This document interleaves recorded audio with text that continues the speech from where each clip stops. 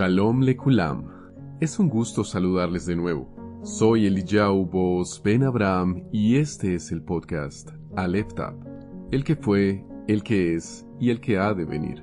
En esta entrega compartiré con ustedes el material de estudio de EMC Shalom Internacional que corresponde a la cuarta aliyá de la parashá número 1 que lleva por nombre Bereshit y que significa en el principio, desde el origen, por causa del principal.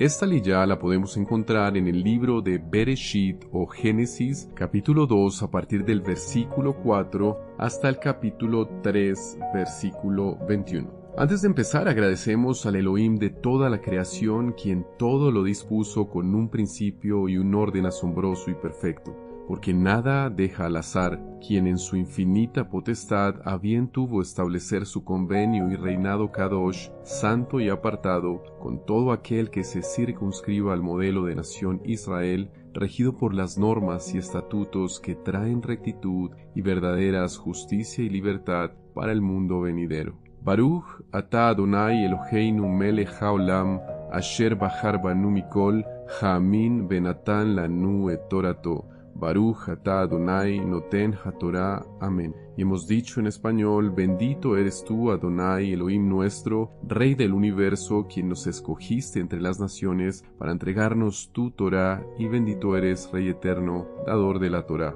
Toda Rabá, Avinu, Adón y Rey, por permitirnos este nuevo inicio de estudio y profundización en tu Dabar, en tu palabra de vida. Guíanos para alcanzar el entendimiento de tus pensamientos, que siempre serán más altos que los nuestros, desde una perspectiva sabia, humilde y apegada a tu verdad, a la manera en que estableciste y asignaste funciones a la creación que produzcan en nosotros una reflexión introspectiva, pero más importante aún, la rectificación, el tikún y accionar correctos de lo que en el pasado ciclo de Parashot pudimos haber transgredido de manera inadvertida o consciente, pero siempre queriendo y buscando agradarte, o bien porque no conocíamos en detalle la instrucción, o tal vez porque aún traemos el lastre de la herencia del sistema religioso. Ayúdanos con tu ruach de santidad, oh gran Rey, a cambiar ese chip equivocado con el calendario, celebraciones y costumbres equivocadas que, si bien en algunos casos son difíciles de desasimilar, con el estudio consciente de tu Torah, nuestra mente puede ser reprogramada con la identidad hebrea correcta, el mensaje completo y en contexto, y los códigos maravillosos ocultos para la persona natural, pero que son revelados a través de la correcta relación contigo, la correcta emuná, la fe diligente y obediente a tu Torah, con el fin de afianzarnos y conducirnos en rectitud a la tierra, a la Eretz prometida, y no a los Shamaín, a los cielos, que la teoría de reemplazo nos hizo creer que sería nuestro destino en la eternidad, y que ahora entendemos que es tan sublime tu amor que descenderás de ellos como el novio para que tus testigos, los cielos y la tierra, que ni con toda su inmensidad superan la tuya, puedan testificar en el Olam Haba, en el mundo venidero, renovado y ya sin la presencia de iniquidad, el alborozo jovial de la consumación del Shemini Atzeret, de la luna de miel con un remanente Kadosh, santo, con la Israel ataviada y limpia de su pasado infiel, el de la adúltera, le hace tanto las tribus de la casa del norte, Efraín, como la del sur, Judá, que habiendo hecho lo malo delante de ti, comía, se limpiaba la boca y decía: no he hecho nada malo, porque ¿quién ha subido al cielo y ha bajado? ¿Quién ha recogido los vientos en el hueco de su mano? ¿Quién ha envuelto las aguas en su manto? ¿Quién ha establecido todas las extremidades de la tierra?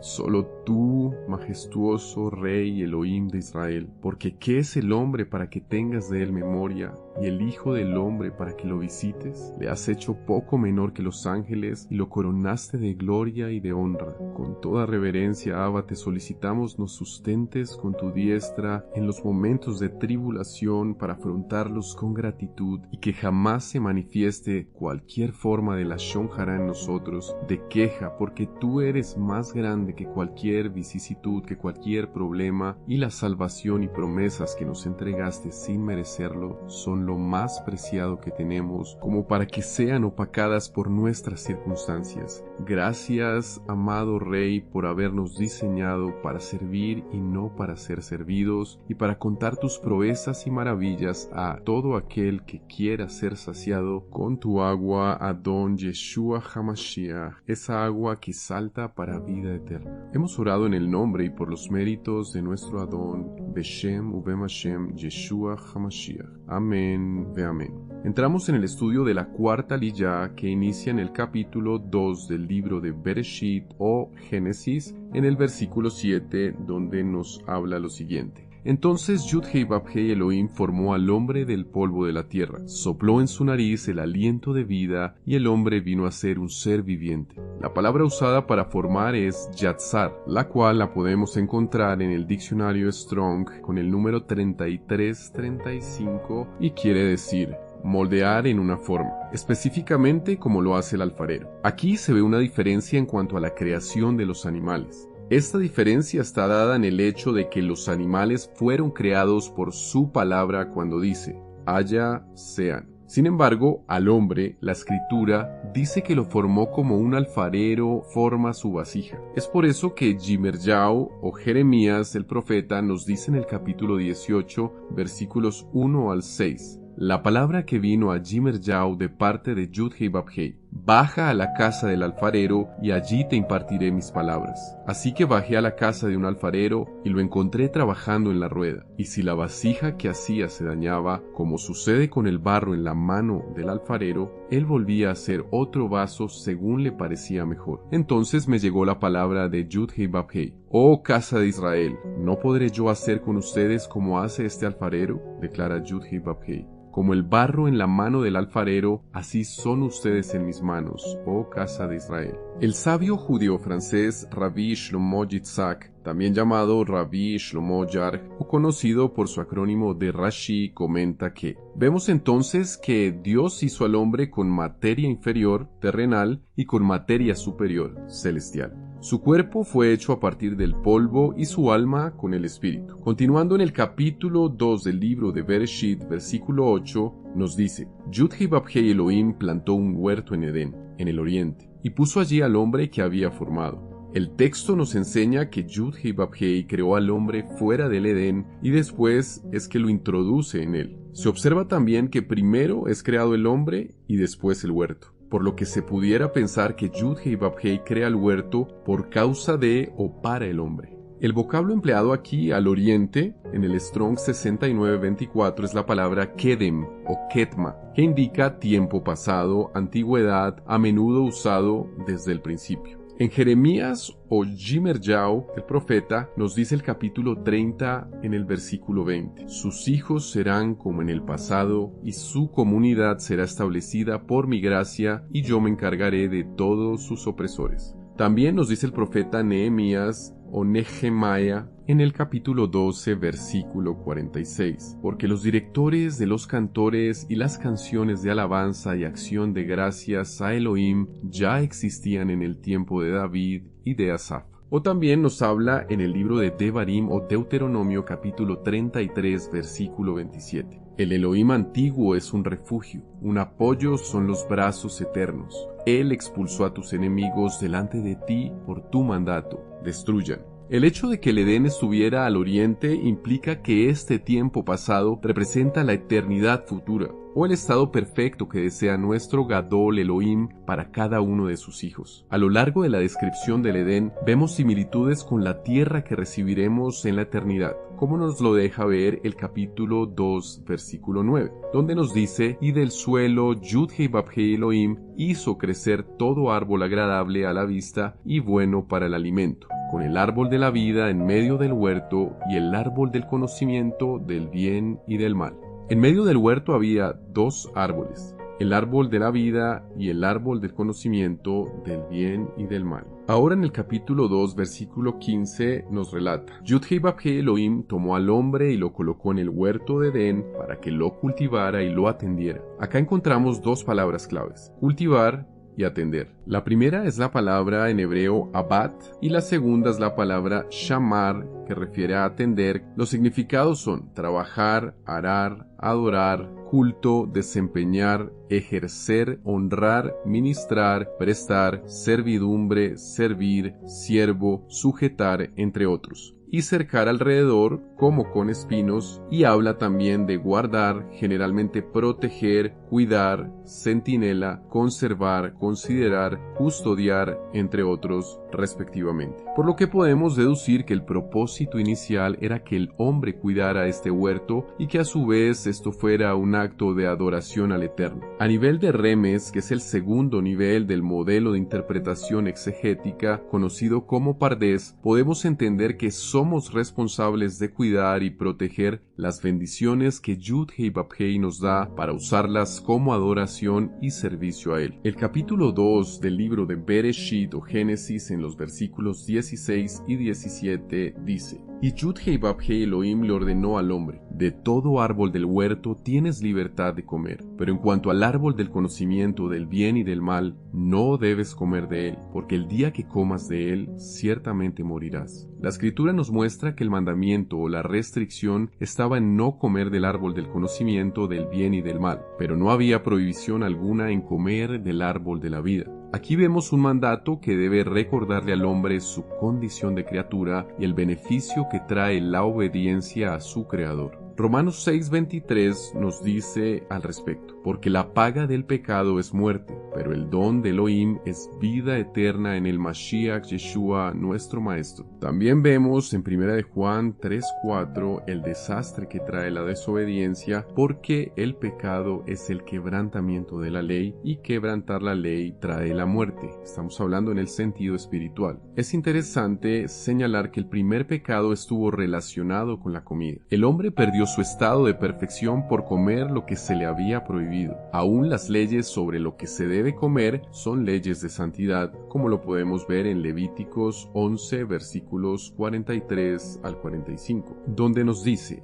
no deberán hacerse detestables por medio de algo que se arrastra, no se harán impuros con ellos para quedar contaminados, porque yo soy Yud-Hei Vав-Hei su Elohim. Ustedes se santificarán y serán santos, porque yo soy santo. No se harán impuros por medio de algún reptil que se mueva sobre la tierra, porque yo, Yud-Hei Vав-Hei, soy el que los sacó a ustedes de la tierra de Misrayim, de Egipto, para ser su Elohim. Ustedes serán santos, porque yo soy santo. Y complementa en los versículos 46 y 47, diciendo: estas son las instrucciones sobre los animales, las aves, todas las criaturas vivientes que se mueven en el agua y todas las criaturas que enjambran sobre la tierra, para que se distinga entre lo impuro y lo limpio, entre los animales que se pueden comer y los animales que no se pueden comer. El cumplimiento de los mandamientos o los misbot en hebreo eleva al hombre a las esferas espirituales, pero el quebrantamiento de los mandamientos lo reduce al polvo del cual fue tomado. Ahora en Génesis o Bereshit capítulo 2 versículo 19, Yud-Hei Vав-Hei Elohim dijo: no es bueno que el hombre esté solo, le voy a hacer una ayudante adecuada. La palabra para ayuda es etzer, que significa ayuda idónea, ayudador, ayudar, socorrer, socorro, lo que nos muestra que el rol de la mujer no es suplantar al hombre y hacer la función del hombre. Cada uno tiene su papel. No es una idea machista determinar cuáles son las funciones de la mujer, puesto que tienen un diseño diferente. Hoy en día se lucha por la igualdad de género, pero esto es una idea contraria a la del Eterno. No se habla de que el hombre sea superior a la mujer, solo que son diferentes tanto física, emocional como funcionalmente. Ahora el capítulo 2 versículos 19 al 20 de Bereshit nos dice: y Yud-Hei Vав-Hei Elohim formó de la tierra todas las bestias salvajes y todas las aves del cielo, y se las llevó al hombre para ver qué nombre les ponía. Y como quiera que el hombre llamara a toda criatura viviente, ese sería su nombre. Y el hombre puso nombre a todo el ganado y a todas las aves del cielo y a todas las bestias salvajes. Pero para Adán no se halló una ayudante adecuada. Uno de los primeros trabajos que tuvo el hombre fue nombrar a los animales. Estos nombres reflejarían su naturaleza y esencia, puesto que según la Torá, los nombres expresan además su destino. Vemos también que el hombre no encuentra en los animales su pareja, por lo que se puede apreciar que el hombre no es compatible sexualmente con ningún animal. El bestialismo es una afrenta ante el Eterno, como lo expresa la Torá en el capítulo 27, versículo 21 del libro de Deuteronomio o Devarim. Acá nos dice: maldito el que se acueste con cualquier bestia, y todo el pueblo dirá: así sea. Pasando al capítulo 2 del libro de Bereshit, versículos 21 y 22, continúa diciendo el relato: así que Yud-Heh-Vab-Heh Elohim echó sobre el hombre un sueño profundo, y mientras éste dormía, tomó una de sus costillas y cerró la carne en ese lugar. Y Yud-Heh-Vab-Heh Elohim, de la costilla que le había sacado al hombre, formó a una mujer y se la presentó al hombre. En el relato de la creación, en Bereshit 1:27, se nos dice que Yud-Heh-Vab-Heh crea al hombre, pero el detalle curioso es que crea en el mismo ser al varón y a la hembra. En este pasaje vemos cómo Elohim hace una separación. Capítulo 2, versículo 24 de Bereshit dice: por tanto, el hombre dejará a su padre y a su madre y se unirá a su mujer y serán una sola carne. Aquí está la base para el matrimonio entre hombre y mujer. La idea es que sean un ejad, una unidad indisoluble, como fueron diseñados. Pasando al capítulo 3 del libro de Bereshit o Génesis, en los capítulos 1 al 3 nos dice: ahora bien, la serpiente era más astuta que todos los animales salvajes que había hecho Yud-Heh-Vab-Heh Elohim, y le dijo a la mujer: ¿de veras que Elohim les ha dicho que no coman de ningún árbol del huerto? La mujer le contestó a la serpiente: podemos comer del fruto de los otros árboles del huerto. Es solamente del fruto del árbol que está en medio del huerto que Elohim dijo: no coman de él ni lo toquen, para que no mueran. Era algo normal que el hombre, el ser humano, hablara con los animales. En ese texto vemos que no fue una sorpresa para la mujer que la serpiente le hablara. La sutileza de la tentación comienza cuando se cuestiona la autoridad, la expresión interrogativa ¿de veras?, la cual lleva a la segunda intención. Es decir, que se nota un profundo deseo de exponer otra verdad paralela o contraria a la establecida anteriormente. A nivel de remes entendemos que cuando uno cuestiona la Torá está frente a una tentación.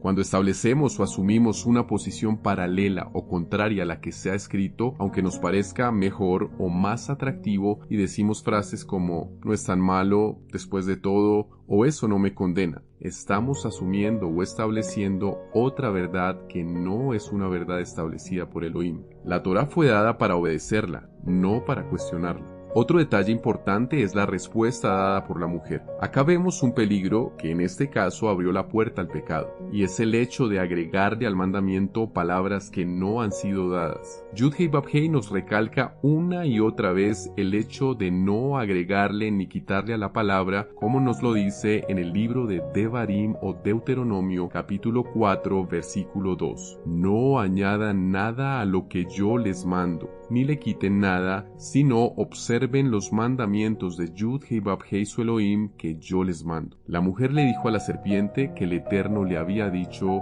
que no lo comiera ni lo tocara, cuando el mandato solo era la prohibición de comerlo. A nivel de remes podemos entender que cuando añadimos a la Torá de Yud-Heh-Vab-Heh y así lo enseñamos, abrimos la puerta para que entre el pecado. Lo cual conecta con el libro de Apocalipsis o Hid-Galut en el capítulo 22 versículo 18, donde nos dice el Eterno: yo advierto a todo el que oye las palabras de la profecía de este libro. Si alguno añade a estas cosas, Elohim le añadirá las plagas que están escritas en este libro. Y si alguno quita de las palabras del libro de esta profecía, Elohim le quitará su parte del árbol de la vida y de la santa ciudad, de los cuales se ha escrito en este libro. Continuando con el estudio de esta aliyá en el capítulo 3, versículos 4 y 5 del libro de Bereshit, y la serpiente le dijo a la mujer: ustedes no van a morir, lo que pasa es que Elohim sabe que tan pronto ustedes coman de él, se les abrirán los ojos y serán como Elohim, que conoce el bien y el mal. Acá vemos que la tentación comienza por un cuestionamiento de la Torá de Yud-Heh-Vab-Heh. El hombre y la mujer tenían el mandamiento de no comer el fruto, y si lo hacían habría consecuencias nefastas para ellos. ellos. Lo mismo pasa en la vida de toda persona. Yud-Heh Vav-Heh nos ha dado su Torá y hay bendiciones para el que las obedece y consecuencias negativas para quien las desobedece, como lo vemos en el libro de Devarim,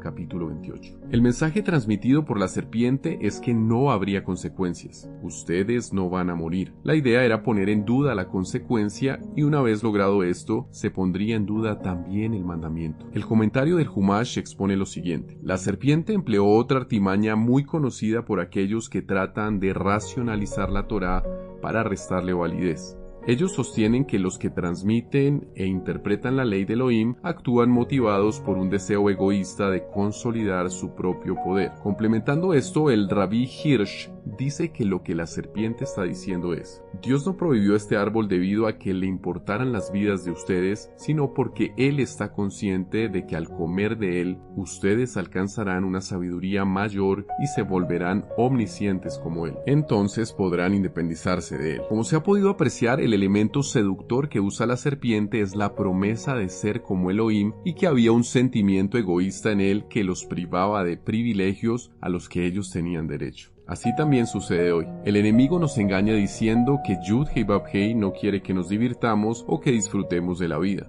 Pero si conocemos bien la Torá, sabremos que es todo lo contrario. El capítulo 3, versículo 6 del libro de Bereshit nos dice: Cuando la mujer vio que el árbol era bueno para comer y que era agradable a los ojos y que el árbol era deseable para alcanzar sabiduría, tomó de su fruto y comió, y dio también a su marido que estaba con ella, y él comió. La mujer esta vez miró el árbol de una manera diferente a las que pudiera haberlo visto antes. Esta nueva manera de verlo era con ojos codiciosos, es decir, lo miró y lo deseó. Al ver algunas palabras claves de este verso, nos ofrecerán un conocimiento profundo. La palabra mirar en hebreo, ra, con distintas significaciones en el Strong 7200, en este caso indica considerar, contemplar, maravillarse, gustar, escoger, mirar con aprobación. Se reflexiona sobre lo que se ve con aprobación. Percibir con el corazón, como dice Eclesiastés capítulo 1 versículos 16 y 17. Yo hablé en mi mente diciendo: me he engrandecido y he aumentado mi sabiduría más que todos los que fueron antes de mí en Jerusalén, y mi mente ha captado mucha sabiduría y conocimiento. Dediqué mi mente a adquirir sabiduría y conocimiento, locura y necedad, pero he entendido que aún esto es conflicto de espíritu. Esto traído al Edén quiere decir que la mujer aprobó la propuesta de la serpiente después de meditar en los argumentos de la misma. La palabra ta'avá del Strong 8378, que refiere a algo agradable y deleitoso, declara que le producía el deseo de satisfacerse con lo que veía. El problema de ver radica en la forma en que lo vemos. Si lo que vemos lo deseamos para satisfacer algo en nosotros, o lo deseamos para usarlo como atajo y así llegar a un fin que implica quebrantar un mandamiento del Eterno, en vez de obedecer y esperar en Elohim su provisión para nosotros, hay un desacierto en nuestras intenciones. La forma equivocada de ver le lleva a la mujer a codiciar el árbol como una vía alternativa para llegar a la sabiduría. Rechazan así el conocimiento de Elohim.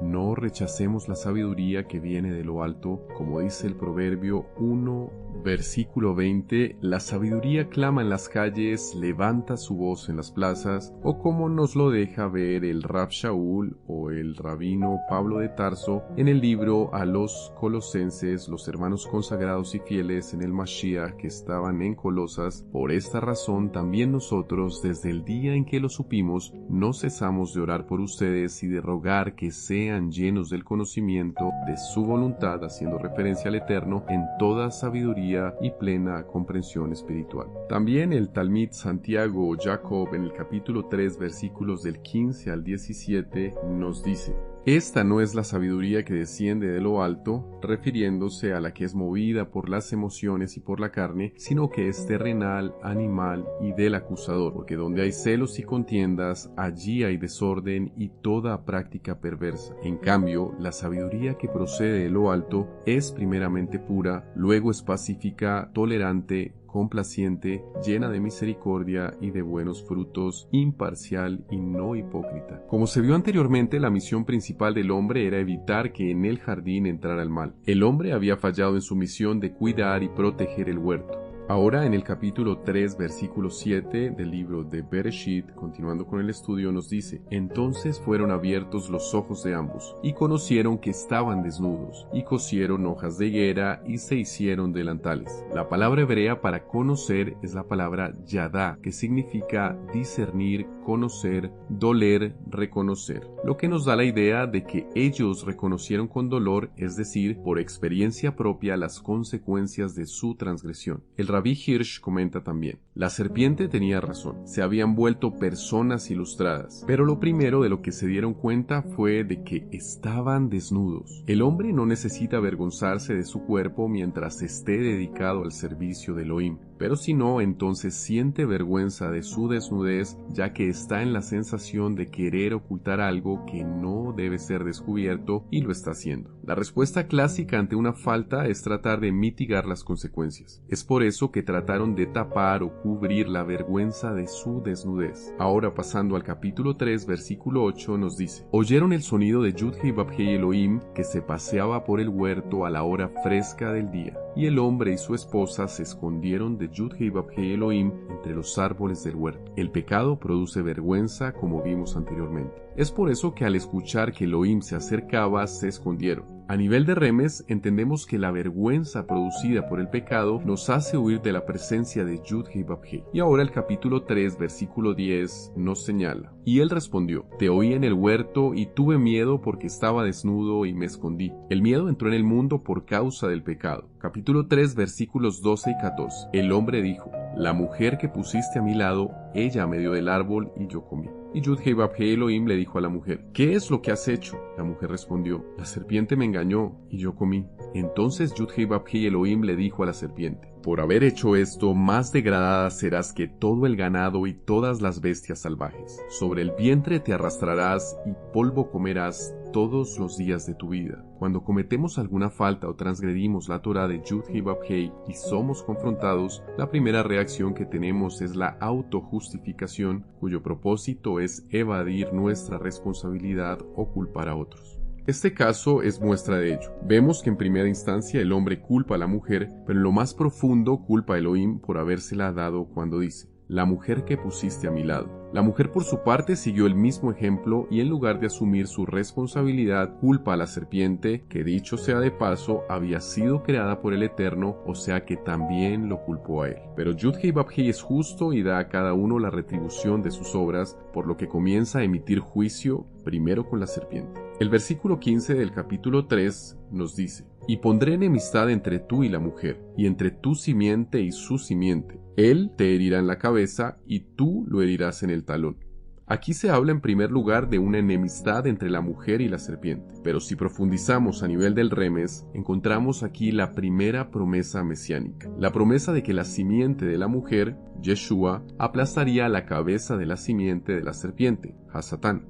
El capítulo 3, versículo 16 dice: A la mujer dijo: En gran manera multiplicaré tu dolor en el embarazo, con dolor darás a luz los hijos, y con todo tu deseo será para tu marido, y él tendrá dominio sobre ti. El mundo de la mujer, la familia, fue afectado por el pecado de ella. Lo que había sido un placer o un deleite se convertía ahora en algo muy doloroso para ella. Capítulo 3, versículo 17. Entonces dijo a Adán: Por cuanto has escuchado la voz de tu mujer, y has comido del árbol del cual te ordené diciendo: No comerás de él, maldita será la tierra por tu causa, con trabajo comerás de ella todos los días de tu vida. A veces pensamos que nuestro pecado solo nos afecta a nosotros, pero la realidad es que afecta a todo aquello que está a nuestro alrededor y sobre todo a aquello sobre lo cual ejercemos influencia. Acá vemos que toda la tierra fue maldecida a causa del hombre. Todo lo que había sido creado bueno en gran manera ahora se volvía hostil. El trabajo que había sido un deleite para el hombre ahora se volvía una necesidad imperiosa. El Rab Shaul o Pablo de Tarso lo muestra de la siguiente manera: Pues la creación aguarda con ardiente anhelo que se manifiesten los hijos de Elohim, porque la creación quedó sometida al fracaso, no por su propia voluntad, sino por la del que la sometió, y la creación misma está en espera de que la liberten de la esclavitud de la corrupción para entrar a la libertad gloriosa de los hijos de Elohim, porque sabemos que toda la creación gime unida y unida sufre dolores de parto hasta ahora. En el capítulo 3, versículo 19, continúa diciendo: con el sudor de tu rostro comerás el pan hasta que vuelvas a la tierra, porque de ella fuiste tomado, pues polvo eres y al polvo volverás. La muerte entró en el mundo por causa del pecado, como lo expresa el Rab Shaul, de nuevo Pablo. Por eso, como el pecado entró en el mundo por un hombre y por el pecado vino la muerte, así también la muerte pasó a todos los hombres por cuanto todos pecaron. La muerte no fue creada, fue una consecuencia de la desobediencia del hombre. Ante todo esto surge una pregunta: ¿qué es la muerte? El sentido que da la escritura acerca de la muerte está en las palabras de Shlomo, el rey Salomón, cuando nos dice que el polvo vuelve a la tierra como era y el espíritu vuelve a Ja Elohim, quien lo dio. Es decir, la muerte consiste en la separación entre la parte material del hombre y la parte espiritual. Ya para finalizar el estudio de esta aliyá número 4 de la porción Bereshit, el capítulo 3, versículo 21 nos dice: y Yud-Hei Vав-Hei Elohim hizo ropa de pieles para Adam y para su esposa, y los visitó. Acá tenemos el primer sacrificio expiatorio hecho para cubrir la vergüenza del hombre, lo que además demuestra a nivel de remes que Yud-Hei Vав-Hei quiere que nuestra vestidura sea decorosa ante él. Gracias por acompañarnos en el estudio de esta cuarta aliyá de la Parashá Bereshit. Shalom, shalom amados, y si el Eterno lo permite, nos encontramos en otro episodio de Aleph Tab, el que fue, el que es y el que ha de venir.